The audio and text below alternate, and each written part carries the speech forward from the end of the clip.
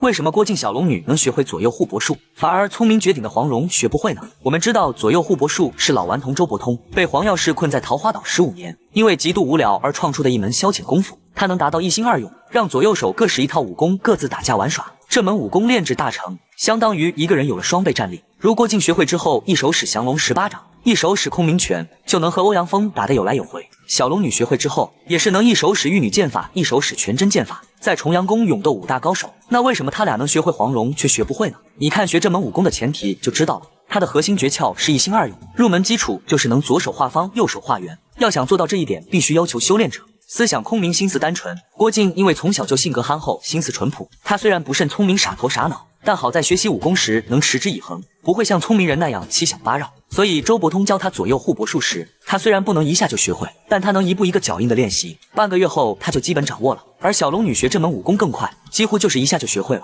当时老顽童还非常惊讶，以为他是不是之前学过这门武功。你以前练过？没有啊。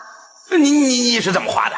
小龙女说没有，她只是脑子里什么都不想，一伸手就画出来了，这让周伯通称赞她是武学奇才。其实吧，小龙女可不笨，她可比郭靖聪明多了。那为什么她能比郭靖学得还快呢？其实这得益于她从小在古墓里生活学习的经历，在古墓里她根本接触不到外人，性格已经养成了心如止水、极之单纯的特点。古墓派武功也讲究摒弃七情六欲为主，这让他在学习左右互搏术时，能及时做到放空内心，专注于当下，所以他便有了得天独厚的优势，自然比郭靖学得还快。可以说，左右互搏术就是为小龙女量身定做。本身玉女心经就需要2个人修炼，现在他有了这门武功，一个人也能施展。学会后，让他的实力立刻提升不少，甚至重阳宫一战，有人说在招式上他已经达到准武绝实力。至于黄蓉为什么学不会，主要是他太过聪明，脑子想法太多。当时郭靖教他的时候，以为平蓉儿的聪明才智恐怕一下就能学会吧，没想到教了几天，黄蓉都学不会。后来老顽童知道后，还以为是郭靖不会教，便自己跑来教黄蓉。可令他没想到的是，教了大半个月，黄蓉还是学不会。后来老顽童也放弃了，根本原因就是黄蓉有着一颗七窍玲珑心，学的时候做不到放空脑子，专注当下。他的想法太多了，往往一件事没想完，下一件事又涌上心头，所以聪明才智反而成为了他的阻碍。这就是为什么黄蓉后期武功到不了绝顶层次，反而郭靖小龙女能登顶武绝水平，就是因为他们修炼武功能专注持之以恒。黄蓉太过机智，反而忽略一些基础东西。也有网友问，那么杨过能不能学会左右互搏术呢？